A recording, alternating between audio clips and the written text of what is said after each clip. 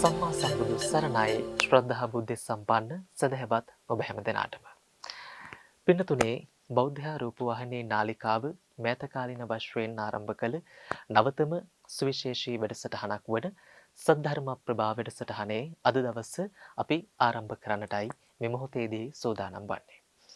පින්නතුනේ පිනෙන් පිරුණු ජීවිතයකට ධර්මානුකූල අවවාද අනුශාසනාවන් ලබා දීමේ අරමුණිනුයි අද දවසේදීත් මේ උතුම් වැඩසටහන අපි ඔබ වෙනුවෙන් සංනිවේදනය කරන්නේ. පින්නතුනේ සද්ධර්ම ප්‍රභා වැඩසටහන ආරම්භයේ පටන් වැඩසටහන තුල ආමන්ත්‍රණය කරමින් මේ පුණ්‍යවන්ත වැඩසටහන ඔබ වෙනුවෙන් ඉදිරිපත් කළේ බෞද්ධ රූපවාහිනී නාලිකාවේ වැඩසටහන අධ්‍යක්ෂකතුමන් වන කල්යාණ අලවත්තේගම මහත්මයාණන් විසින්. ඉතින් එතුමාට අද වැඩසටහන වෙනුවෙන් සම්බන්ධ වන්නට අවස්ථාවක් නොමැති නිසා අද වැඩසටහන ඉදිරිපත් කරන්නට මට අවස්ථාව හිමි වුණා. ඉතින් මේ පිළිබඳව එය මගේ ජීවිතයේ ලැබුණු භාගයක් කොට සැලකමින් එතුමාවත් මේ මොහොතේදී සිහිපත් කරමින් අදත් සුපුරුදු පරිදි සද්ධර්ම ප්‍රභා වැඩසටහන මෙහෙයවන්නට ඉතාමත්ම ගෞරවයෙන් මේ පුණ්‍යවන්ත පරිශ්‍රයට වැඩම කරන්නට යෙදුණු බෙලිහුල්ලොය සීල සමාහිත යෝගාශ්‍රම වාසී ත්‍රිපිටකාචාර්ය ත්‍රිපිටක විශාරද රාජකීය පඬිත පූජනීය බලංගොඩ රාද ගෞරවනීය පින්වත් ස්වාමින් වහන්සේ ඉතාමත්ම ගෞරවයෙන් පාද නමස්කාරයෙන් යුක්තව ප්‍රථමයෙන්ම දම්සභා මණ්ඩපයට පිළිගන්නවා. අවසරයි අපේ හාමුදුරුවනේ. සාදු සාදු සාදු. පින්නතුනි අදත් සුපුරුදු පරිද්දෙන් අද මේ උතුම් වූ වැඩසටහන ඔබ වෙනුවෙන් සංනිවේදනය කරන්නේ බිලිහුල්ලොය සීල සමාහිත යෝගාශ්‍රම පුණ්‍යවන්ත පරිශ්‍රයේ සිටයි. මේ වැඩසටහන ඔබ වෙනුවෙන් මේ ආකාරයෙන් විකාශනය කරන්නට අපට අනුශාසකත්වය ලබා දුන් පූජනීය රිදී මාලියද්දී සුසන්ත ගෞරවනීය පින්වත් ස්වාමින් වහන්සේවත් සිහිපත් කරමින් අපි සූදානම් වෙනවා අද දවසේ සාකච්ඡාමය වැඩසටහන ඉදිරියට පවත්වාගෙන යන්නට. පින්නතුනි වැඩසටහන් කිහිපයකදීම අපේ දේශකයන්න් වහන්සේ තුලින් ඔබට පැහැදිලි කර දෙන්නට අපට හැකියාව ලැබුණා. වස්සල සූත්‍ර දේශනාව මූලාශ්‍රය බවට පත් කර ගනිමින් ඒ අන්තර්ගත වන්නා වූ කරුණු කාරණාවන් අපි අපේ ජීවිතවලට ඇතුළත් කරගන්න ආකාරය පිළිබඳව. ඉතින් අද වස්සල සූත්‍ර දේශනාවේම 6 වන කොටස පිළිබඳවයි ඔබට පැහැදිලි කර දීමට අපි බලාපොරොත්තු වෙමින් සිටින්නේ. ඉතින් ඒ අනුව අපේ පින්වත් දේශකයන්න් වහන්සේට ඉතාමත්ම ගෞරවයෙන් ආරාධනා කරනවා වස්සල සූත්‍ර දේශනාවේ 6 වන කොටස පැහැදිලි කර දෙමින් අද සාකච්ඡාව මෙතන සිට ආරම්භ කරන්නට. අවසරයි අපේ හාමුදුරුවනේ. සාදු සාදු සාදු. නමෝ තස්ස භගවතෝ අරහතෝ සම්මා සම්බුද්දස්ස නමෝ තස්ස භගවතෝ අරහතෝ සම්මා සම්බුද්දස්ස නමෝ තස්ස භගවතෝ අරහතෝ සම්මා සම්බුද්දස්ස සාදු සාදු සාදු. සියලු දෙනාටම තුනුරුවන් වහන්සේලාගේ අනන්ත ගුණ බලයෙන් සියලු සැනසෙල්ල හිමි වේවා කියලා මම පළමු කොට ආශිර්වාද කරනවා. පින්වත් ජීවන්ත ඇතුළු මේ උතුම් ධර්ම සාකච්ඡාවට සවන් දෙන හැම දිනාටම ප්‍රඥාවම පහළ වේවා, කුසල් සිතුවිලිම පහළ වේවා කියලා ප්‍රාර්ථනා කරමින් අද මේ උතුම් ධම් සාකච්ඡාව ආරම්භ කරන්නටයි බලාපොරොත්තු වන්නේ. වසල සූත්‍රය බොහොම චිර ප්‍රසිද්ධ සූත්‍ර දේශනාවක් ශාසන දායාදය තුල. පුද්ගලයෙක් උතුම් ගුණයන්හි පිහිටුවීම පිණිස උතුම් ගුණයන්ට ප්‍රතිපක්ෂයන් මොනවද කියලා දැනගන්න ඕන. එයින් අදහස් කරන්නේ යහ ගුණය මෙයයි කියලා පෙන්වන්නට නම් දුර්ගුණය පෙන්වන්න ඕන. ඒ වගේම සුචරිතය මෙයයි කියලා පෙන්වන්නට නම් දුස්චරිතය පෙන්වන්න වෙනවා. ඒ වගේම කාය වාග් මනෝ කුසල කර්ම මෙයයි කියලා පෙන්වන්න නම් ඒ ద్వාරත්‍රයෙන් සිද්ධ වෙන අකුසලයන් පෙන්වන්නත් ඕනේ. ඉතින් බුදුරජාණන් වහන්සේ කුසල් දහම් පැනවීමෙහිලා අසම සම නිදුකානන් වහන්සේ. අකුසල් දහම් පෙන්වීමෙහිලාද අසම සම නිදුකානන් වහන්සේ. කුසල අකුසල සකල විද ධර්මයන් ඒ භාග්‍යවත් වූ අරහත් වූ බුදුරජාණන් වහන්සේ දෙවියන් සහිත ලෝකයට පෙන්වා වදාලා. ඒ වගේම මේ ලෝකයේ පින් ඇති, ගුණ ඇති, සිල් ඇති, තෙද ඇති, ඔද ඇති මිනිසුන් තනන්නට ඒ භාග්‍යවතුන් වහන්සේගේ ධර්මයෙන් ලැබිච්ච අනූපමේය පිළිසරණ තමයි අදත් අපි මේ ලබන්නේ. පින්වත් ජීවන්ත හිතන්න මේ දහම තිබුණ නැත්තම් මේ කතාවක් අද නැහැ. එහෙනම් අපේ මනුෂ්‍යත්වය මේ වෙනකොට වැටෙන්න ඕනේ උපරිම අගාධයට වැටිලා ඉවරයි. මේ දහම හින්දා තමයි යාන්තම් අපි සතුටින් සැනසille ඉන්නේ මොන දේ අහිමි වුණා. එනිසා ජීවිතයට මොනව නැති වුණත් මේ ධර්මයේ හැසිරීමෙන් උපරිම සතුටක් ඕනම ශ්‍රාවකයෙකුට අව්‍යාජ ලෙස තමන්ගේ හදවතින් විඳින්න පුළුවන්. ඉතින් මේ වසල කරන ධර්ම ගැන අපි කතා කළේ පුද්ගලයෙක් වසලයෙක් වෙන්නට හේතු වන ධර්ම. වසල කියන වචනය ඇහෙනකොටත් ටිකක් හිත රිදෙන වචනයක් නේ. හැබැයි භාග්‍යවතුන් වහන්සේගේ කාලේ බ්‍රාහ්මණ, ක්ෂත්‍රීය, වෛශ්‍ය, ශුද්‍ර කියලා ප්‍රධාන කුල හතරක් තිබුණා. ඔය ක්ෂුද්‍ර කුලයට අයිති වෙන එක ජන කොට්ටාසයකට වසල කියන නාමයෙන් ආමන්ත්‍රණය කළා. ඒ සැබවින් මේ වසල කියන නාමයෙන් ආමන්ත්‍රණය කළේ ඔවුන්ගේ කුලගෝත්‍රය තුල තිබුණ හීන ක්‍රියාවන් නිසා. හීන ක්‍රියාවන් නිසා ප්‍රාණඝාතය ආදී කොටගත් ලාමක හැසිරීම නිසා ඔවුන් ඒ ජන සමාජයෙන් පිළිකුල් බවට පත් වුණා. සහ ජන සමාජයෙන් දුර ඈතකට යන්න සිද්ධ වුණා. ඔවුන්ගේ ගම්මාන පවා තිබුණේ ඒ රාජ්‍ය කෙළවර සීමාවක. ඉතින් දැන් ඒ කාලේ හිටපු බ්‍රාහ්මණවරු ක්ෂත්‍රීය කුලයේ අය යම් පුද්ගලයෙක් වැරද්දක් කළා නම් යම් පුද්ගලයෙක් ඔවුනට හීනයි කියලා හිතන දෙයක් කළා නම් වසලවාදයෙන් ආමන්ත්‍රණය කළා. එතකොට පුද්ගලයෙකුට බනින්න දෝෂාරෝපණය කරන්න තියෙන පහත්ම වචනයක් තමයි වසලයා කියන එක. එදා භාග්‍යවතුන් වහන්සේ මේ අග්ගික භාරද්වාජ නැමැති බමුණාට පිහිට වෙන්නයි ඔහුගේ නිවස් දොරට වැඩම කළේ. ඒ වෙලාවේ තමයි භාග්‍යවතුන් වහන්සේට වසල කරන වසලවාදයෙන් ආමන්ත්‍රණය කළේ ඔබ වසලයෙක් කියලා. తත්‍රේව වසලක තිට්ඨාහි. ඉතින් අන්නේ වෙලාවේ තමයි භාග්‍යවතුන් වහන්සේ අසවදාලේ බ්‍රාහ්මණය ඔබ දන්නවද සැබෑ වසලයෙක් වන ධර්ම මට ඔහම චෝදනා කළාට. අන්නේ වෙලාවේ මේ බ්‍රාහ්මණය හැබැයි නිහතමානී වුණා එතෙන්දී. මම වසල කරන ධර්ම දන්නේ නැහැ. භාග්‍යවතුන් වහන්සේ මට කියා දෙන්න. ඒ ඉල්ලීම මත තමයි මේ වසල සූත්‍රය දේශනා වෙන්නේ. එතකොට මේ වසල සූත්‍රයේ මුල් කරුණු 5 පිළිබඳව අපි සාකච්ඡා කළා. 6 වෙනි කාරණය තමයි යස්ස පානේ දයානත්ති. යමෙකුගේ හදවතේ සියලු සත්වයන් කෙරෙහි පහළ වූ දයාවක් නොවේ නම් ඔහු වසලයෙක් බව දැනගන්න. එතකොට ක්‍රෝධය, වෛරය, පටිඝ චේතනාව, ආවේගශීලීත්වය යම් හිතක තියෙනවා නම් එයා එහෙනම් බ්‍රාහ්මණෙක් නෙවෙයි. මේ ධර්මයට අනුව එයා වසලයෙක් කියලායි බුදුරජාණන් වහන්සේ දේශනා කරන්නේ. මොනම හේතුවකින්වත් කිසිම තැනක සාධාරණ ඉඩක් දුන්නේ නැහැ ධර්මයේ තුල පුද්ගලයෙකුට ක්‍රෝධ කරන්න, වෛර කරන්න. බැලූ බැල්මට ලෝකයේ දිහා සාමාන්‍ය මනුනීතිය අනුව බැලුවත්, සමාජ විද්‍යාව අනුව බැලුවත් බොහෝ අසාධාරණකම් පේන්න පුළුවන්. ඇයි මෙහෙම අසාධාරණකම් කරන්නේ? ඒව දකිනකොට ආවේගය ඇති වෙන්න පුළුවන්. නමුත් කවුරු නිසා හරි මොකක් නිසා හරි තමන්ගේ හිතේ ද්වේෂය නම් ඇති වෙන්නේ ආන්න ඒක වසල කරන ධර්මයක් කියලයි බුදුරජාණන් වහන්සේ දේශනා කළේ. ඒකජං වා ද්විජං වාපි යෝධ පානානි හිංසති යස්ස පානේ දයානත්ති කියලයි දේශනා කළේ. එතන විස්තර කරනවා ඒකජං වා. ඒ කියන්නේ මව් කුසේ ඉපදින සත්වයන්ට ඒකජ කියලා කියන්නේ. ඊළඟට ඕපපාතක උපදින සත්වයන්ට ඒකජ. ඊළඟට බිත්තරවල උපදින සත්වයන්ට ද්විජ කියලා කියනවා. දෙපාරක් උපදිනවා කියන අර්ථයෙන්. එක සැරයක් මව් කුසේ බිත්තරය ඇතුළේ ඊට පස්සේ බිත්තරය එළියට ආවට පස්සේ බිත්තර කටු බින්දගෙන ආයෙ එළියට එනවා. දෙපාරක් උපදිනවා කියන අර්ථයෙන් ද්විජ. එතකොට මේ ඒකජ වූද ද්විජ වූද සත්වයන්ට කවුරු හරි කෙනෙක් හිංසාවක් කරනවා නම් මේ හිංසාව කියන්නේ ඝාතනය කිරීමම නෙමෙයි. වචනයකින් බැන වැදීම, මානසික හිංසනයට ලක් කිරීම, ඊළඟට රවා බැලීම පවා මීට අයිති වෙනවා.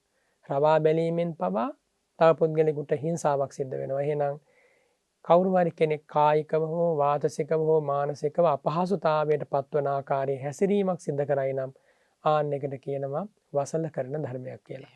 මේ 6 වෙනි ධර්මයෙන් කියන්නේ ඒ කාරණේයි සියලු සත්වයන් කෙරෙහි දයාවෙන් යුක්ත වීමෙන් අපට පුළුවන් ඒ වසල කරන ධර්මය ඉක්මවා යන්න. ගිහිල්ලා වසලයක් නොවන තැන පිහිටන්න. එහෙනම් සියලු සත්වයන් කෙරෙහි අප්‍රමාණ දයාවකින් පිළිපදින බුදුරජාණන් වහන්සේගේ ශ්‍රාවකයෝ වසලයෝ නෙවෙයි. එහෙම අපි හාමුදුරනේ ඊ타ත්ම කාලෝචිත කරුණු කාරණාවන් කිහිපයකුත් ඒ 6 වන කොටසෙන් අපට අවබෝධ කරගන්නට පුළුවන්. අප තුළ දයාව තිබෙනවාද, අප තුළ තියෙන ගතිගුණ වසල ගතිගුණද නැද්ද කියන කාරණාවත් අපට අවබෝධ කරගන්නට සුවිශේෂී අවස්ථාවක් බවට පත් වේවි. මේ වැඩසටහන අවසානයේ තෙක් ඔබ නරඹනවා නම් ශ්‍රවණය කරනවා නම්. අපේ හැමදෙරුනේ ඊළඟ හත්වන කොටස පිළිබඳවයි වහන්සේගෙන් ඊළඟට දැන කියා ගන්නට අපි බලාපොරොත්තු වෙන්නේ.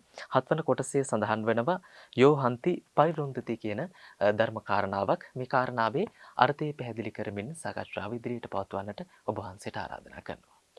පින්වත් ජීවන්ත සේනාය පරිවාරෙත්වා තිට්ඨති. කවුරු හරි කෙනෙක් යම් පිරිසක් වටකොට බලහත්කාරකමින් ඔවුනට හිංසා කරන්න පෙළඹෙනවා නම් ආන්න එකට කියනවා යෝ හන්ති පරිරුන්දති කියලා. ඉතිහාසයේ දිහා බලපුවාම පේනවා දඹදිව තලයේ ලංකාවේ තවත් රටවල ප්‍රබල ජාතීන් ප්‍රබල කොටස් විසින් සත්ව කොටස් විසින් දුබලයන්ව මර්ධනය කළා. ගම්මාන වට කරලා නියම් ගම් වට කරලා ඔවුනට යන එන මම්මාවත් මුළුමනින්ම අවුරලා කෑම බීම අහිමි කරලා ජලය සැපයීම අහිමි කරලා දරදිය අහිමි කරලා හාමතට පත් කරලා ඔවුන්ගේ දේවල් කඩා වඩා ගත් අවස්ථා තියෙන ඉතිහාසයේ. ආන්නේම කරන අය වසලයෝ කියලා බුදුරජාණන් වහන්සේ දේශනා කරනවා.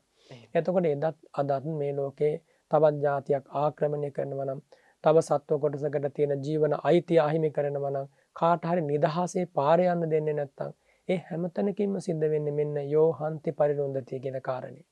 එතකොට මේක පුද්ගලයෙක් තව පුද්ගල පිරිසකට කරන්න පුළුවන් පුද්ගලික පිරිසක් එක පුද්ගලයෙකුට කරන්න පුළුවන් ජන වර්ගයක් ජන වර්ගයකට කරන්න පුළුවන් ප්‍රදේශවාසීන් තවත් ප්‍රදේශවාසී පිරිසකට කරන්න පුළුවන් යටත් පිරිසයින් පාරක් වැහුවත් කෙනෙකුට එහෙට මෙහෙට යන්න බැරි විදිහට යෝ හන්ති පරිරුන්දති. එහෙනම් ඒ වාහන පිරිස මේ ධර්මයට අනුව වසලයන් බවට පත් වෙනවා. හිංසා කරන පිරිස වචනයකින් හෝ හිංසා කරන පිරිස. ඉතින් ඒ නිසා කිසිම තැනක කිසිම කෙනෙකුට එහෙම බලහත්කාරකම් කරන්න මනුෂ්‍යත්වයක් ලැබපු අපිට අයිතියක් නැහැ. එහෙම කරනවා නම් එයාට සංසාර ගමනේ අනේක වර හිර වෙන්න සිද්ධ වෙනවා. ඒ සමහර සත්වෝ ඉන්නේ කූඩු වල දාලා කන්න නැතුව හාමතේ මැරිලා යන්නේ. මේ අකුසල් කරපු අය. සීවලී මහරහතන් වහන්සේගේ ඉතිහාස පොත දෙහා බැලුවත් එක්තරා රාජ්‍යයක් මුළුමනින්ම වට කරලා 7 අවුරුදු 7 මාස 7 දිනක් ඒ කරපු අකුසලේ නිසා තමයි මව් කුසක එච්චර කාලයක් හිර වෙලා දුක් විඳින්න සිද්ධ වුනේ. ඒක නිසා පින්වත් ජීවන්ත මොකක් හෝ අකුසලයක් කළා තිබුණොත් තමා කරා එනවාම තමයි සංසාරේ යන්න සිද්ධ වුණොත්. ඒ නිසා ඒ ගැන සිහිය තබා ගන්නට ඕනි. ඒක නිසා අපි මනුස්ස ලෝකයට ආවේ උතුම් ජීවිතයක් ලබාගෙන වසලෙක් වෙන්න නෙමෙයි. කුලයෙන් කොච්චර උසස් වුණත් වැඩක් නැහැ. කරන්නේ පහත් වැඩ නම් එයා වසලෙක් කියලායි භාග්‍යවතුන් වහන්සේ දේශනා කළේ. ඒ නිසා මේ යෝ හන්ති පරිරුන්දති කියන්නේ හන්ති කියන්නේ නසනවා. වට කරලා හිංසාවටපත් කරලා ග්‍රහණයට අරගෙන නසා දැමීම. ඉතින් මේවා ඉතිහාසයේ කොච්චර සිද්ධ වුණාද? මේ කතා කරන මොහොතේ වුණත් මොන යම් හෝ තැන්වල වුවද මේ මිනිස්සු හිංසනයට ලක් වෙලා ඇති. ලෝකේ රටවල් වල යුද බිය ඇති වෙනවා. එතකොට උනට හිට මෙහෙට යා ගන්න බෑ. මිනිස් මනසක් ලැබපු අය ඊටා ග්‍රාම්‍ය විදිහට හැසිරෙනවා. බලන්න ලෝකේ හැටි. ධර්මයේ නැති ලෝකේ අන්ධකාරය. මේ ධර්මය තථාගත ධර්මයේ මේ තරම් දීප්තිමත් මේ වගේ භූමියකත් ඇතැම් විට සමහර ඇත්තන්ගේ හැසිරීම මොන තරම් අශ්ලීල අසංවරද. ඒකට දහම නැති ලෝකයක් කොහොම වෙයිද? හිතලා බලන්න. ඉතින් ඒකයි යෝ හන්ති පරිරුන්දති කියන වසල කරන ධර්මයෙන් බුදුරජාණන් වහන්සේ දේශනා කළේ නැසීම වටකොට හිංසා කිරීම වගේ දේවල් සිද්ධ වෙයි නම් එයා වසලෙක් කියලා. එහෙමයි අපේ හාමුදුරනේ වසල සූත්‍ර දේශනාව මූලාශ්‍රය බවට පත් කර ගැනීමනුයි අද සද්ධර්ම ප්‍රභා වැඩසටහන ඔබ වෙනුවෙන් අපි දිගහරින්නේ. විශේෂයෙන්ම මේ සූත්‍ර දේශනාව ඔබ හැම කෙනෙක්ම වගේ හොඳින්ම අසා තිබෙන සූත්‍ර දේශනාවක්. නමුත් මෙහි අන්තර්ගත වන කරුණු කාරණාවන් හරිහැටි අවබෝධ කර ගැනීමෙන් ඒවා තමන්ගේ ජීවිතවලට එකතු කරගෙන කාලය ගත කරනවාද කියන එකයි වර්තමාන සමාජයේ දෙස සබුද්ධිකව බලද්දී අපට වටහා ගන්නට පුළුවන්කම ලැබෙන කාරණාව. ඉතින් ඒ නිසායි අපි මේ සූත්‍ර දේශනාව මාතෘකා බවට පත් කරගෙන ඔබට මෙහි තිබෙන්නා වූ ධම් කරුණු කාරණා එකින් එක පෙළගස්වා ගනිමින් මේ කාරණාවන් ඔබට පැහැදිලි කරමින් වැඩසටහන අපි ඉදිරියට පවත්වාගෙන යන්නේ. අපි දැන් මේට සුළු මොහොතකට පෙර අපේ දේශකයන් වහන්සේගෙන් අපි හත්වන කාරණාව පිළිබඳව වසල සූත්‍ර දේශනාවේ අවබෝධයක් ඇති කරගත්තා. ඊළඟට අපිට දේශකයන් වහන්සේගෙන් දැන කියා ගන්නට අසදැන කියා ගන්නට සූදානම් වෙනවා වසල සූත්‍ර දේශනාවේ 8 වන කොටසේ තේරුම සහ අපි ඒ කාරණාවෙන් අපි අපේ ජීවිතවලට එකතු කරගත යුතු කරුණු කාරණාවන් මොනවද කියන කාරණාව. පින්වත් ජීවන්ත තෙහියා අදින්නම් ආදීයති ගාමේවා යදි වාරඤ්ඤේ යම් පරේ සම්මමායිතං තෙහියා අදින්නම් ආදීයති තංජඤ්ඤා වසලෝ ඉති. එමය එතන දේශනා කළේ භාග්‍යවත් බුදුරජාණන් වහන්සේ. තෙහියා කියන්නේ සොර සිතින් කියන එක. තෙහිය කර්මය කියන්නේ හොරකම කියන එක ශාස්ත්‍රණය. එතකොට හොර සිතින් අදින්නම් නොදුන් දෙයක් ගන්නවා නම්. එතකොට සොරකම ගැන නෙමෙයි කතා වෙන්නේ. සොරකම කරන කෙනා වසලෙක් වේ. කෙටියෙන්ම කිව්වොත්.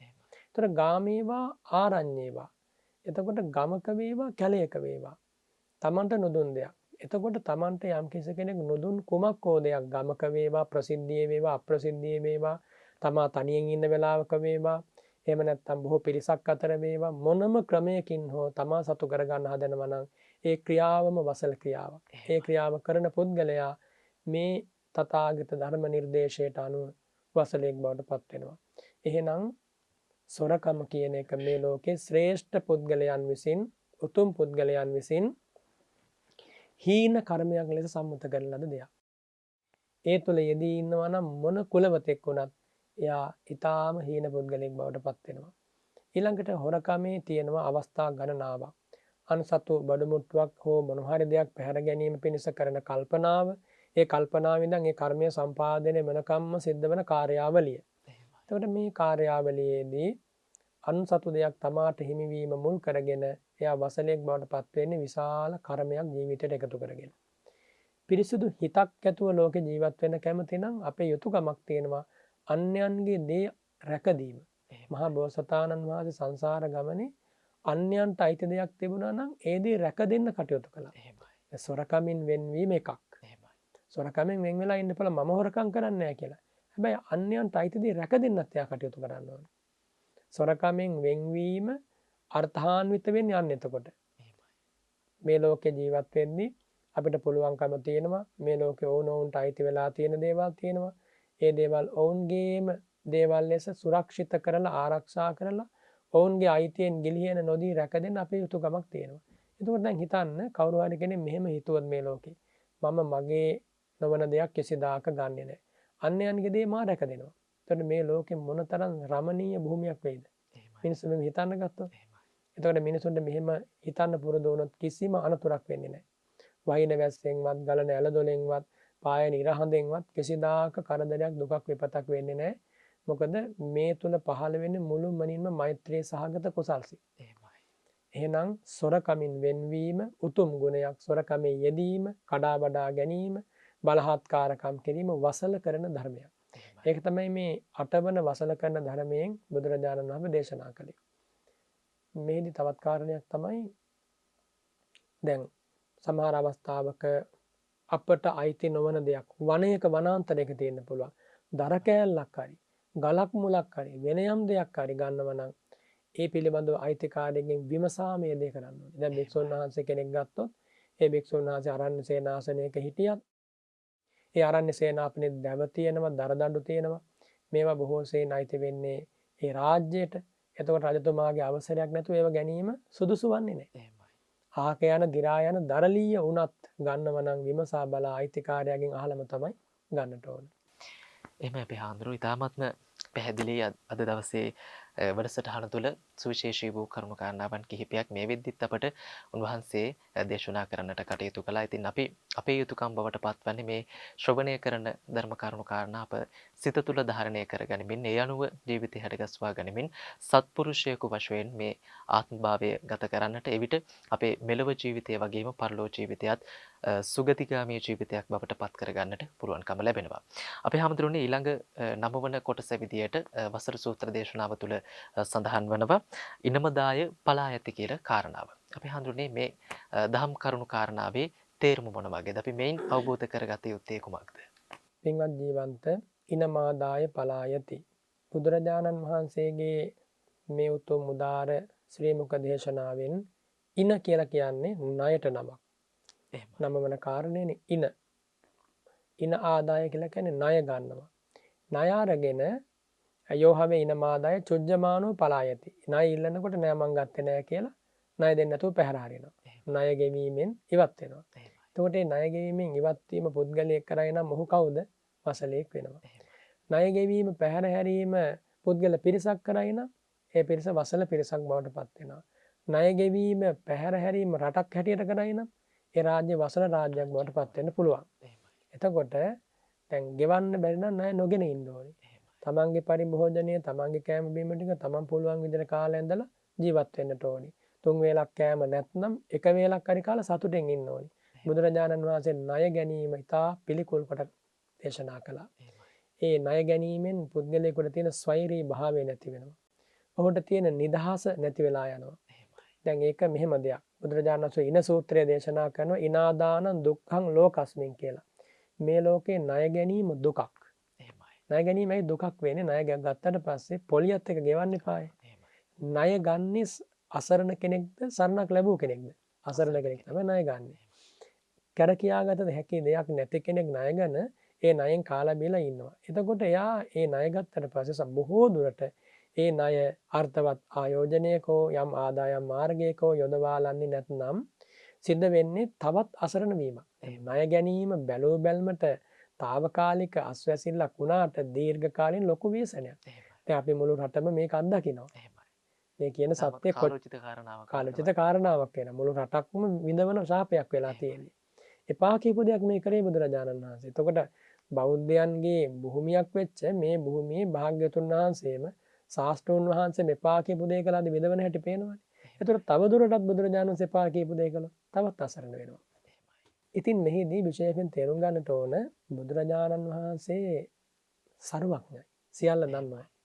තුන් කල් දක්නා ඥානය තියෙනවා. අතීතයයි වර්තමානයයි අනාගතයයි. එතකොට බුදුරජාණන් වහන්සේගේ ශ්‍රාවකයෝ ඒක පිළිගන්න ඕනේ.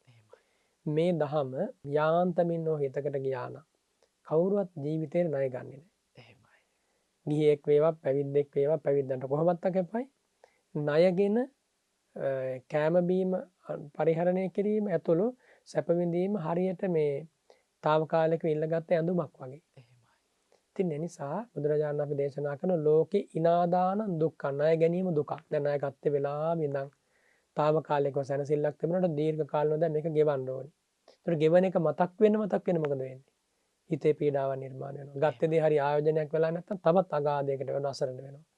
එතකොට මේ ණය ගන්න මිනිස්සු කම්මැලි වෙනවා. ඊළඟ ස්වභාවය. මේ ණය ගන්න හුරු වුණාම ඒක පුරුද්දකට යනවා. වීරිය නැති වෙනවා. ඊළඟට ණය දෙන එකත් අනිත් පැත්තෙන් ලොකු රැවටීමක් වෙන්න පුළුවන්. ඊළඟට ණය අරගෙන වඩ්ඩිපි. ඒ කියන්නේ ණයට පොලිය හැදෙනවා. දැන් බුදුරජාණන් දේශනා කරන වඩ්ඩිපි දුක්ඛං ලෝකස්මි. ණය ගත්ත කෙනාට පොලිය හැදෙන එක සැපයක්ද දුකක්ද? දුකක්මයි. එතකොට ගෙවන්න තියෙන ගාන තවත් වැඩි වෙනවා. දැන් අපිට වෙලා තියෙන දේ බුද්ධ වචනේ අනුව කතා කළොත්. ඊළඟට දැන් ඔන්න ණය ගත්තා පොලියක් ඇදුණා දැන් ගෙවන්න නැතුණා මොකද කරන්නේ? චෝදනා කරනවා. චෝදනාපි දුක්ඛං ලෝකස්මි. එතකොට ඒ චෝදනාව ණය ගත්ත කෙනාට දුකක්ද සැපක්ද? දුකක්. දැන් අපට ලෝකයක් චෝදනා කරනවා.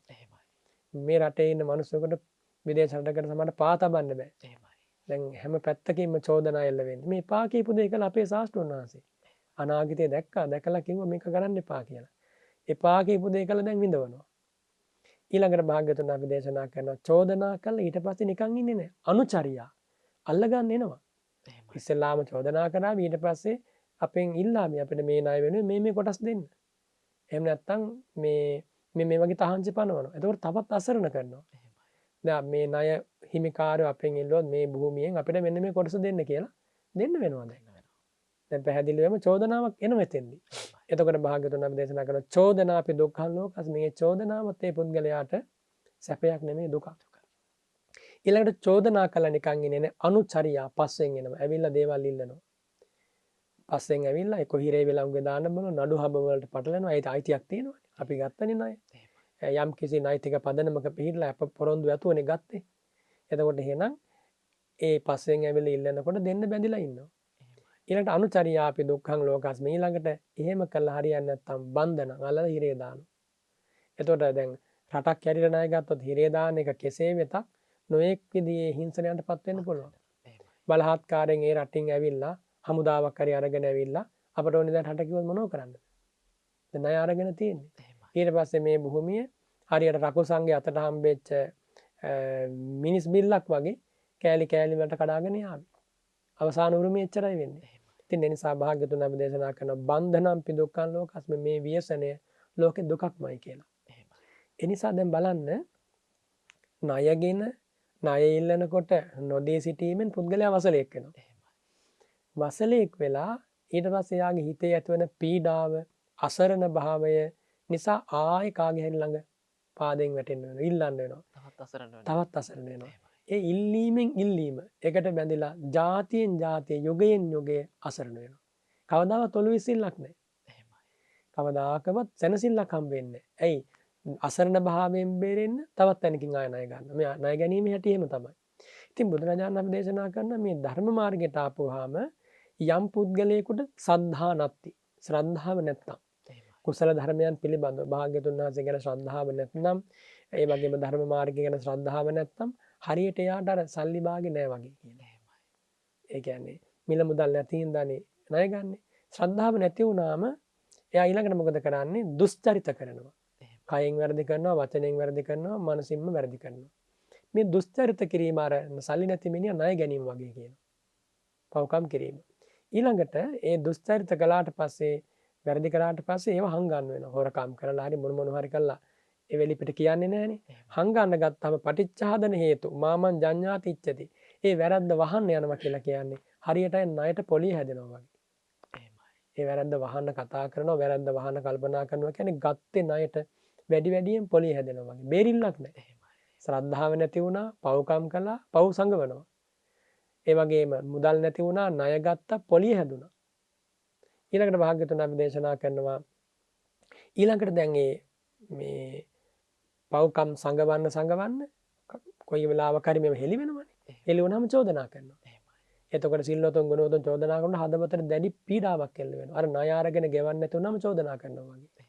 ඊළඟට භාග්‍යතුන් අපි දේශනා කරනවා අකුසල විතක්කා සමුදාචරಂತಿ. දැන් එහෙම චෝදනා කරනකොට ඔබ පව් වැඩක් කළා ඔබ මේ වගේ හීන ක්‍රියාවක් කරලා තියෙනවා කියලා චෝදනා කරන්නේ පුද්ගලයාට තනි වුණාම මේ විතර්ක වේගය හිතට එනවා. මම මෙහෙම පුද්ගලයෙක් මේ විදිහට මම දැන් අසරණ වෙලා ඉන්නේ කියලා. මෙන්න මේ ඇති වෙන පශ්චාත්තාපය හරියට අර අනුචරියාව වගේ කියන ණය ගත්ත කෙනා ණය ගෙවන්න නැතුව එයාගේ පස්සෙන් හඹාගෙන එනවා වගේ. ඊළඟට පුද්ගලයෙක් දැන් කරපු පව් ටික සිහි වෙලා ඉන්න වෙලාවක මැරිලා ගිහලා නිරේ උපදිනවා. අනේ නිරේ ඉපදීම අර ණය ගෙවා ගන්න බැරි පුද්ගලයා හිරේ දැම්ම වගේ කියනවා. මීන සූත්‍රයේදී දේශනා කරන්නේ. එහෙනම් මේ කාරණා ආධ්‍යාත්මයටත් බලපානවා. බාහිරටත් බලපාන බලන්න මෙච්චර ලස්සන විග්‍රහයක් මේ ධර්මයේ තියෙනවා මේ භූමියේ. අවුරුදු 2500කට වැඩි කාලයක් අපේ ජනතාව අහපු ධමයක් මේ. කොහොමද? අංශු මාත්‍රයක ප්‍රයෝජනයක් කරන් තියෙනවා. මේ ඉන සූත්‍රේ විතරක් කියවලා තිබුණා නම් ණය ගත්තේ ඇත්තෝ, ණයෙන් කාපු ඇත්තෝ එහෙනම් මේ වෙනකොට අපි අසරණ වෙලා නැහැ. ස්කන්ධ 84000ක ධමයක්. ඒකෙන් එක ස්කන්ධයක් මේ ඉන සූත්‍රේ. ඒ ධර්මයේවත් හිතට ගිහිල්ලා නැහැ. එතකොට අපිට ආයි කාගෙන්වත් මේ අමුතු උපදෙස් අවශ්‍ය නැහැ. කිසිම විශේෂඥයෙක්ගේ අමුතු විශේෂඥ දැනුමක් අවශ්‍ය නැහැ. එතකොට මේ පැහැදිලිව දේශනා කරලා තියෙන මෙහෙම කරන්න එපා. මෙන්න ආධ්‍යාත්මිකව වෙන පරිහානිය.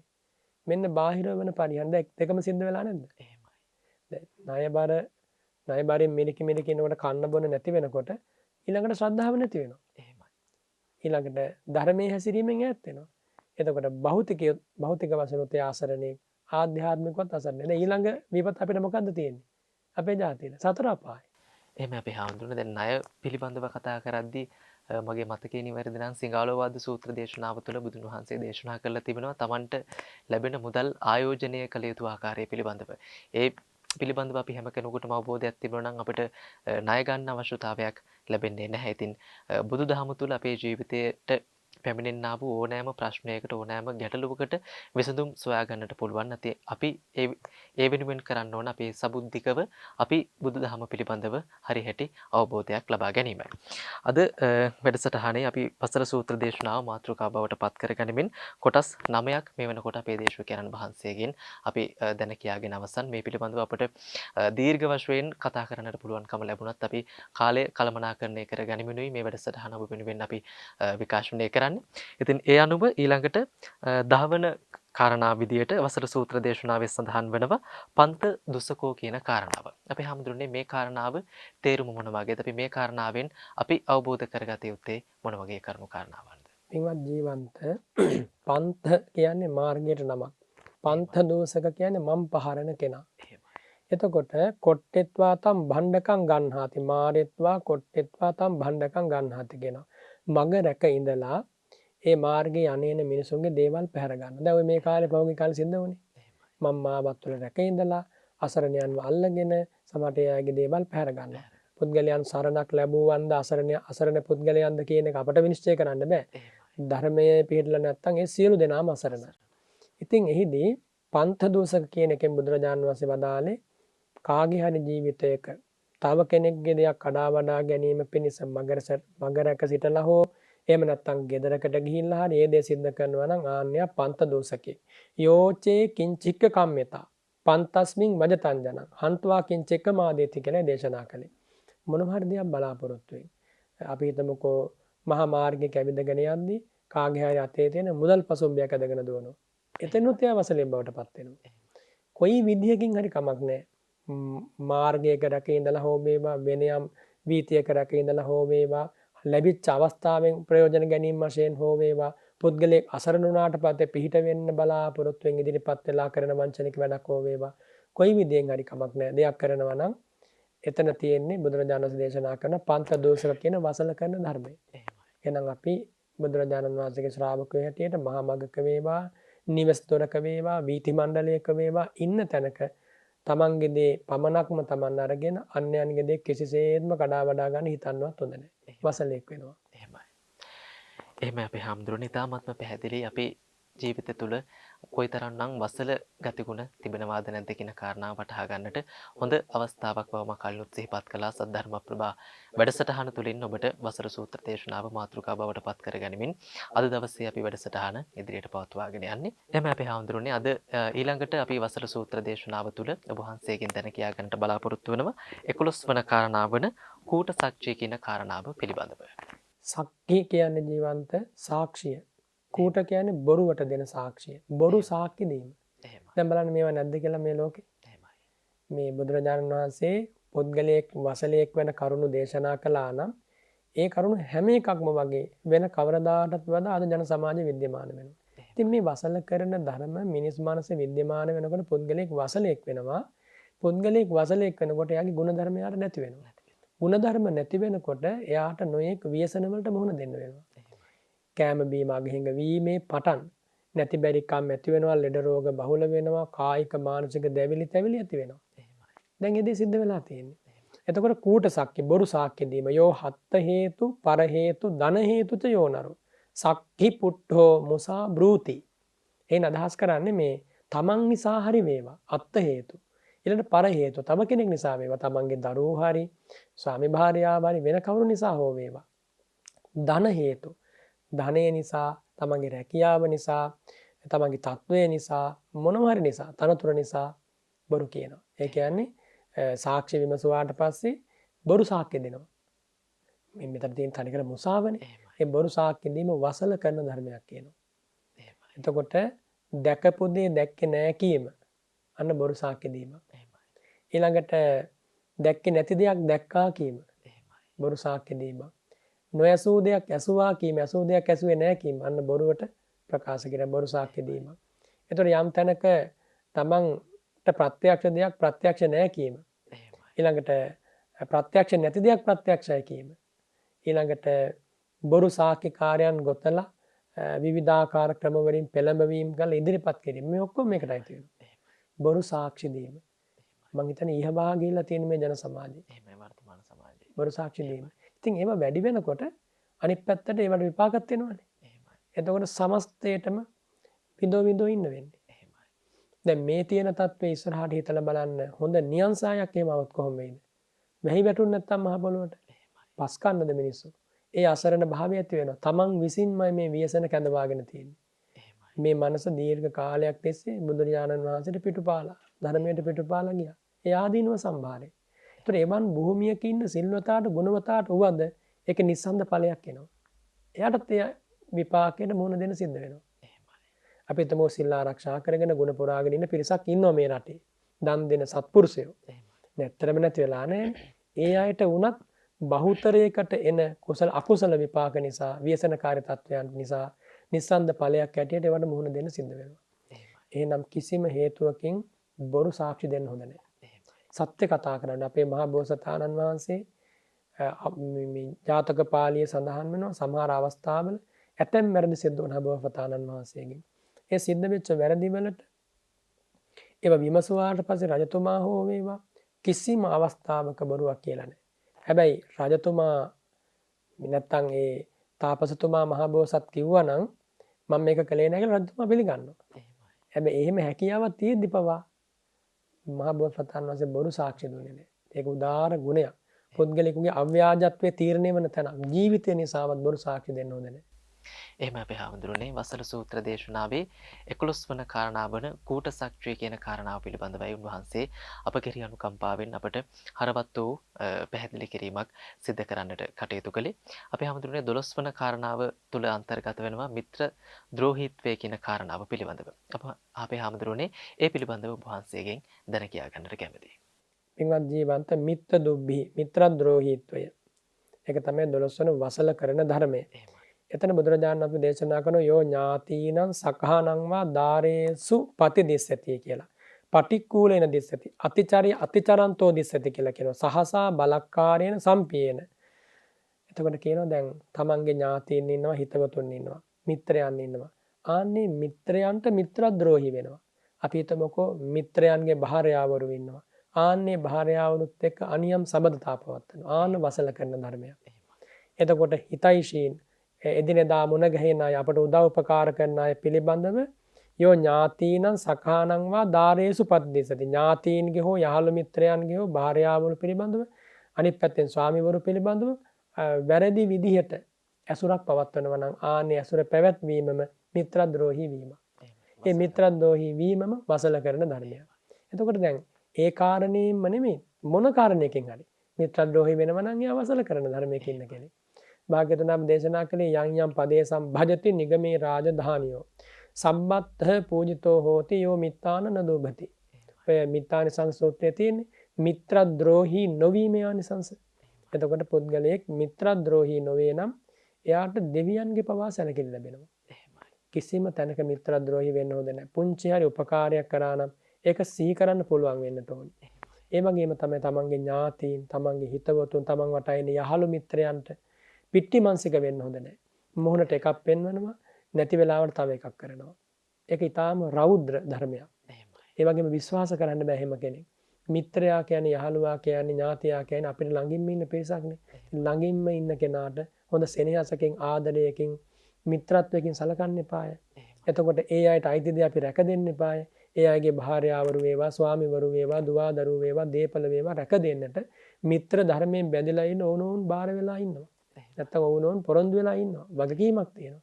එතකොට එහෙව් වගකීමක් අරගෙන ඒකම අනිත් පැත්තට ඒ වගකීම පැහැර හරිනවනේ. ඔවුන්ගේ අයිතින් විනාශ කරන්න කටයුතු කරනවනේ. ආන්න එකට මිත්‍රද්‍රෝහීත්වයක් කියලා කියන්නේ. එතකොට මේ වසල සූත්‍රයේ මිත්‍රද්‍රෝහීත්වය කියන එකෙන් මුඛ්‍ය වශයෙන් අදහස් කරන්නේ තමා වටින ඥාති හිතවතුන්ගේ ස්වාමි භාර්යාවරුත් සමග අනියම් සබඳතා ආදී පැවැත්වීම. ඒ තුලින් වසලයක් වෙනවා කියන එක. එහෙම අපේ හාමුදුරනේ මිත්‍රයන් පිළිබඳව කතා කරද්දී අද වර්තමාන සමාජය තුළ නම් කල්යාණ මිත්‍රයන් සොයාගෙන ආශ්‍රය කිරීම ඉතාමත්ම නොහැකි කාරණාවක් බවට පත් වෙලා තිබෙන වර්තමාන සමාජයේ පවතින විදිහත් එක්ක. ඉතින් ඒ නිසා මේ පිළිබඳව දැන කියා ගැනීම අත්‍යවශ්‍ය කාරණාවක්. අපි හැම කෙනෙකුටම මිත්‍රයන් ඇසුරු කරන්නට සිදු වෙනවා මේ සමාජය තුළ ජීවත් වෙද්දී. ඉතින් ඒ නිසා ඒ පිළිබඳව අවබෝධයක් ඇති කර ගැනීම කාලෝචිත කාරණාවක් බවයි මගේ නම් විශ්වාසය. ඊළඟට වසල සූත්‍ර දේශනාව තුළ අන්තර්ගත වන 12 වන 13 වන කාරණාව බවට පත් වෙන්නේ කළගුණ නොසැලකීම කියන කාරණාව. කළගුණ සැලකීම කියන කාරණාව පිළිබඳව හොඳම උදාහරණයේ විදිහට අපට හඳුන්වන්නට පුළුවන් අපේ ලෝතුරා ශාන්තිනායක බුදු පියාණන් වහන්සේ. මොකද උන්වහන්සේට ලෝතුරා සම්බුද්ධත්වයට පත්වන්නට උපකාරී වූ බෝධින් වහන්සේට කළගුණ සැලකීමක් වශයෙන් සතියක් ඇසිපිය නොහෙලා බලා සිටිය කියන කාරණාව අපි හැම කෙනෙක්ම දන්න කාරණාවක්. ඒ නිසා කළගුණ සැලකීම කියන කාරණාව අපි අපේ ජීවිතවලට අනිවාර්යයෙන්ම එකතු පහදු කරගත යුතු කාරණාවක්. ඉතින් දේශකයන් වහන්සේගෙන් අපි දැන් කියා ගනිමු කළගුණ නොසැලකීම තුළින් අපි වසලයෙක් බවට පත්වන්නේ කොහොමද? වසලයෙක් තුළ සිදුවන්නේ කොහොමද කියන කාරණාව. පින්වත් ජීවන්ත බුදුරජාණන් වහන්සේ දේශනා කරන යෝ මාතරං වා පිතරං වා ජින්නකං ගත යොබ්බනම් පහෝ සන්තෝ නභරති තංජඤ්ඤා වසලෝ ඉති. එතකොට යම් පුද්ගලයෙකුට අම්මා කෙනෙක් ඉන්නවා, තාත්තා කෙනෙක් ඉන්නවා. ඒ අම්මයි තාත්තයි වයස්ගත වෙලා තියෙනවා. හැබැයි Tamanට හොඳ වත් පොහසත්කම් තියෙනවා. එසේ තිබියදී පහු සන්තෝ බොහෝ වත් පොහොසත්කම් තිබියදී අම්මටයි තාත්තටයි බලන්නේ නැහැ. ආන්නේ නොබැලීම තමයි මෙතන අකතඤ්ඤෝ කියලා අදහස් කළේ. අකෘතඥ භාවය, කළගුණ හඳුනන්නේ නැති භාවය. එතකොට අත්ථ සම්පන්නෝ උපකරණ සම්පන්නෝ හුත්වාපින පෝසේති කියනවා. ඕනතරම් දේවල් තියෙන පෝෂණය කරන්න පුළුවන්. හැබැයි එසේ තිබියදී නොසලකා හරිනවා. දැන් මේ ජන සමාජයේ මේ අඩුව කොච්චර තියෙනවද? හැකියාව තිබියදී ලේ කිරි කරපුව අම්මට තාත්තට මොන තරම්නම් නිර්දේ විදිහට පිටුපානවද? මව් ගුණේ පිය ගුණේ කොහොමත් හඳුනන්නේ නැහැ ජීවන්ත බුදු ගුණ හඳුනන්නේ නැත්තම්. බුදුරජාණන් වහන්සේගේ ශාස්ත්‍රෝත්වය ඒ උදාර ගුණය අප වෙනුවෙන් කරපු කැපකිරීම බුදුරජාණන් වහන්සේනේ මවගේ පියාගේ වටිනාකම් පවා ලෝකේ කියලා දුන්නේ. ඉතින් ඒ නිසා මේ ධර්මයේ දන්නේ නැති අයගෙන් මේ කිසි ගුණයක් බලාපොරොත්තු වෙන්න බෑ. බුදුරජාණන් වහන්සේ ගැන ශ්‍රද්ධාවක් නැති කිසිම පුද්ගලයෙක්ගෙන් බලාපොරොත්තු වෙන තියෙන වසල කරන ධර්ම විතරයි.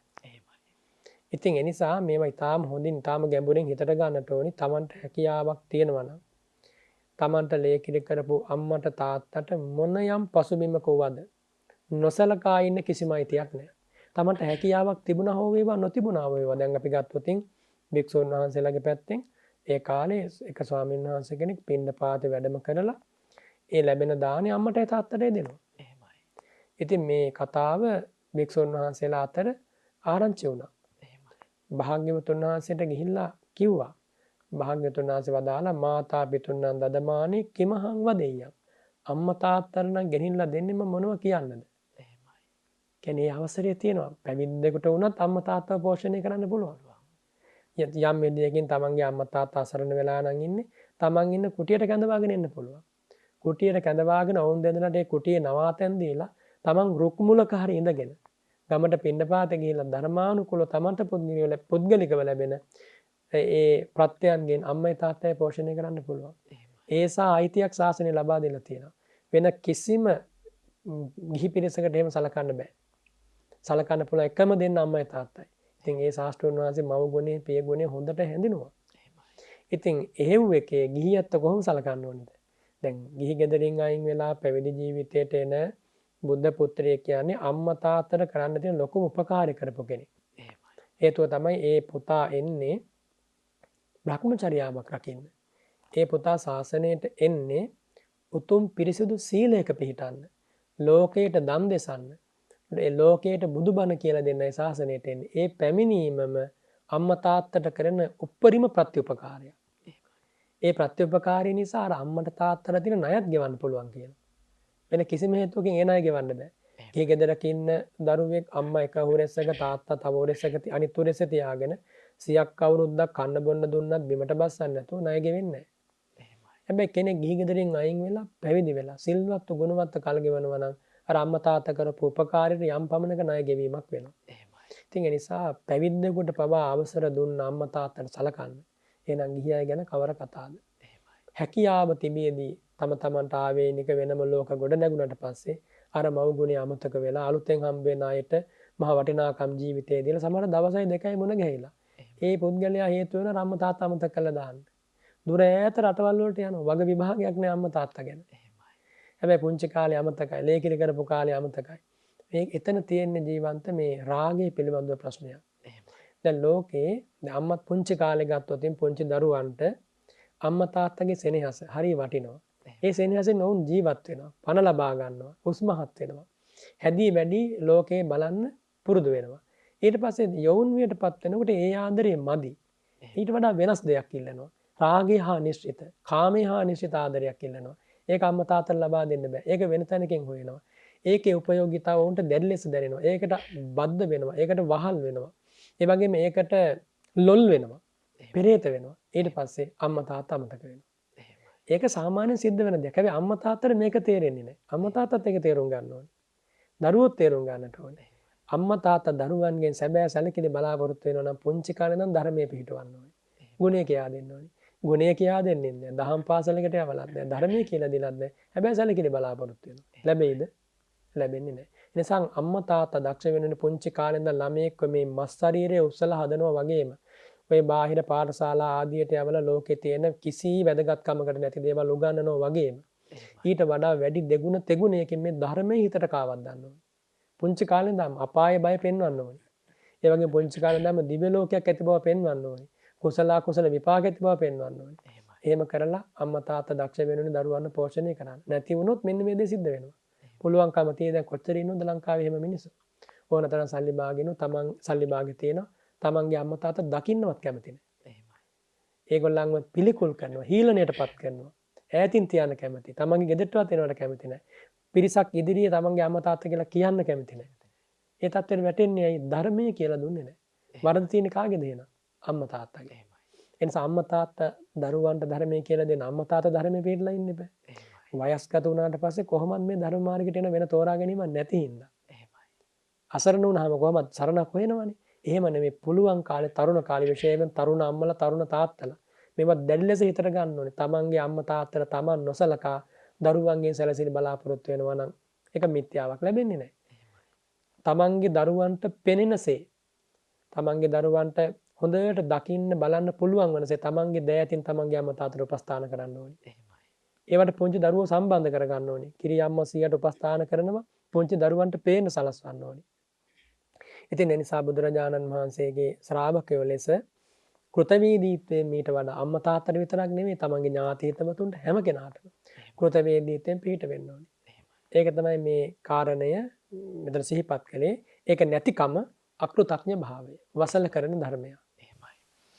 එහෙමයි අපේ හාමුදුරුවනේ. ඊ타ත්ම හරවත් කරුණු කාරණාවන් කිහිපයක් අද දවසේදීත් අපට අවබෝධ කරගන්නට පුළුවන්කම ලැබුණා. අපි වාසනාවන්ත වුණා මෙවැනි වූ යතිවරයන් වහන්සේලාගෙන් අපිට අර්ථයෙන් ධර්මයෙන් අනුශාසනාවන් ලබන්න.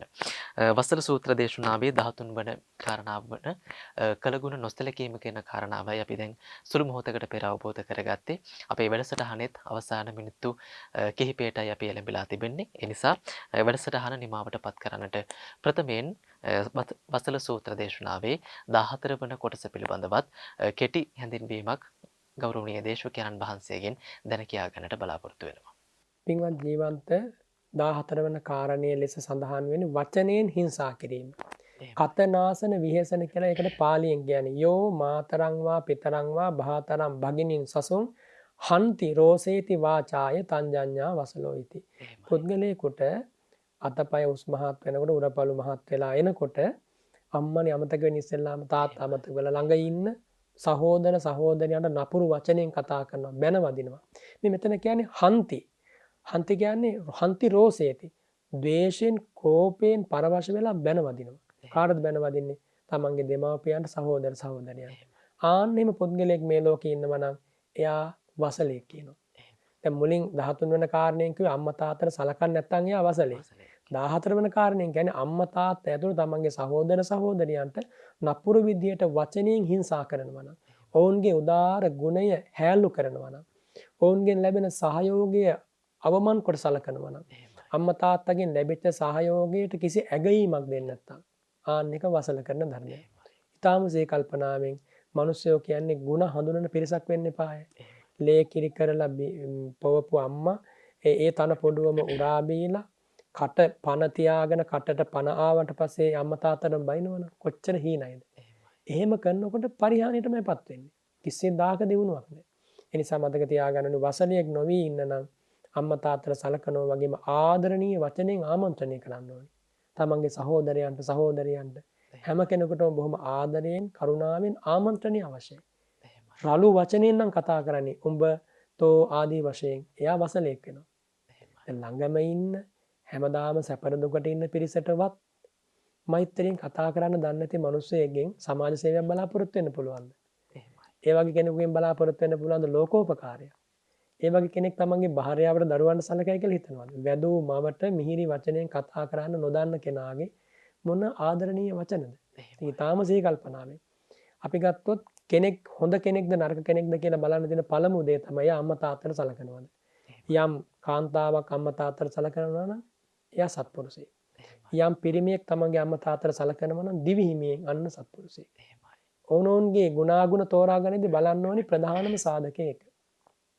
ඒක තමයි 14 වෙනි කාරණේ 13 වෙනි කාරණේ වසල සූත්‍රයේ කියා දෙන්නේ.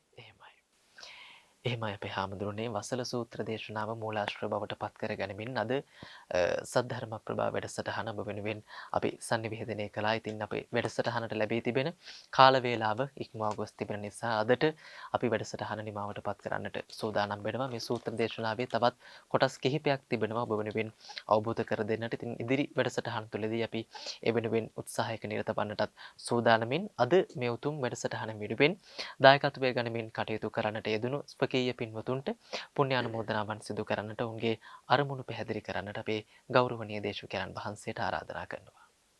සද්ධර්ම ප්‍රභා උතුම් ධර්ම සාකච්ඡාව බොහෝ දෙනෙකුට පින්බර ධර්ම දානයක් ලෙස ලබා දෙන්නට බැතිබර දායකත්වයේ ධර්මින් අද කටයුතු කරන්නේ පින්වත් දයාවතී වික්‍රමරත්න මහත්මිය ඇතුළු පවුලේ සියලු දෙනාම බොහොම පින්බර අරමුණු හිතේ තබාගෙන විශේෂයෙන් මංජුල යසන්ත ප්‍රේමචන්ද්‍ර ඇතුළු නමින් මිය පරලොවගේ සියලු දෙනාටමත් අපවත් වී වදාළ සියලු ස්වාමින් වහන්සේලාටත් මියගිය රණවිරුවන්ටත් පින් පමුණුවමින් තමයි මේ උතුම් ධර්ම දාණය අද දවසේ පින්වත් දයාවතී මැතිණිය විසින් ලබා දෙන්නේ.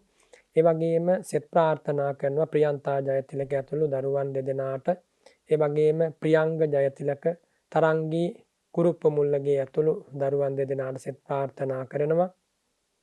කලින්දු ජයතිලක, චමිත්‍රි ගමගේ ඇතුළු පවුලේ හැම දෙනාටම සෙත් ප්‍රාර්ථනා කරනවා. උපනන්ද ප්‍රේමචන්ද්‍ර, නදීකා වික්‍රමාරච්චි ඇතුළු පවුලේ සියලු දෙනාටත් සෙත් ප්‍රාර්ථනා කරමින් අද මේ උතුම් ධර්ම දානමය පින්කම ඒ පින්වත් පිරිස සිද්ධ කළා. ඒ පින්බර පැතුම් පුරපස මෝරණ සඳ මඩලක් වගේම ඉෂ්ට සිද්ධ වේවා කියලා මමත් ආශිර්වාද කරනවා, පුණ්‍යානුමෝදනා කරනවා.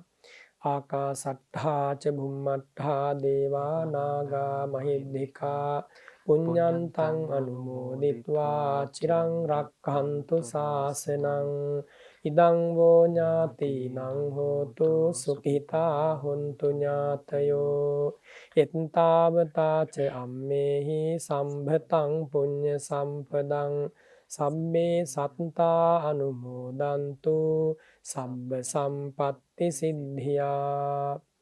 ඒ වගේම පින්වත් ජීවන්තටත් පින්වත් කල්යාණ මහත්මයා ඇතුළු බෞද්ධ මාධ්‍ය ජාලයේ සියලුම දරුවන්ටත් ඒ වගේ මේ බොරලන්දේ වජිරඥාන ස්වාමින් වහන්සේ ඇතුළු කාර්ය මණ්ඩලයේ හැම දෙනාටමත් සිතක් යහපතක් සැනසෙල්ලක්ම හිමි වේවා කියලා මම ආශිර්වාද කරනවා.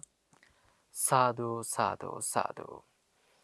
ඒ වගේම සදහැවතුනේ සත්පුරුෂයෙකු වශයෙන් මේ ලෞකික ජීවිතය ගත කරන්නටත් ඉන් අවසන අපේ ලෝකෝත්තර ජීවිතයත් සුගතිගාමී ජීවිතයක් බවට පත් කරගන්නට අපට අද දවසේදීත් ඉතාමත් මහරවත් වූ දේශනාවලින් අර්ථයෙන් ධර්මයෙන් අනුශාසනාවන් සිද්ධ කළ බිලිහුල්ලොය සීල සමාහිත යෝගාශ්‍රම වාසී ත්‍රිපිටකාචාර්ය ත්‍රිපිටක විශාරද රාජකීය පණ්ඩිත පූජනීය බලංගොඩ රාද අපේ ගෞරවනීය පින්වත් නායක ස්වාමින් වහන්සේටත් උන්වහන්සේ කරගෙන යන්නා වූ උතුම් ලෝක ශාසනික මෙහෙවර තවත් විරහත් කාලයක් ඉටු කරන්නට ශක්තිය ධෛර්යය නිදුක් නිරෝගී චිරජීවනයේම සැලසේවායි අපි හැම කෙනෙක්ම සාදුනාද පවත්වමින් ප්‍රාර්ථනා කරමු. සාදු සාදු සාදු. එහෙමනම් ඒ උතුම් වූ ප්‍රාර්ථනාවත් පෙරදරි කරගැනීමෙන් අද සද්ධර්ම ප්‍රභා වැඩසටහන නිමාවට පත් කරනවා. විශේෂයෙන්ම මේ වැඩසටහන ඔබ වෙනුවෙන් sannivedanaya කරන්නට අනුශාසකත්වයේ සපයන පූජනීය රිදීමාලී අධ්‍යේ සුසන්ත ගෞරවනීය පින්වත් ස්වාමින් වහන්සේටත් පුණ්‍ය අනුමෝදනාවන් සිදු කරමින් බෙලිහුල්ලොය සීල සමාහිත යෝගාශ්‍රම පරිශ්‍රයේ සිට ඔබ වෙනුවෙන් sannivedanaya කළ සද්ධර්ම ප්‍රභා වැඩසටහන මෙතකින් නිමාවට පත් කරනවා. ඔබ හැම දිනාටම උතුම් තෙරුවන් සරණයි.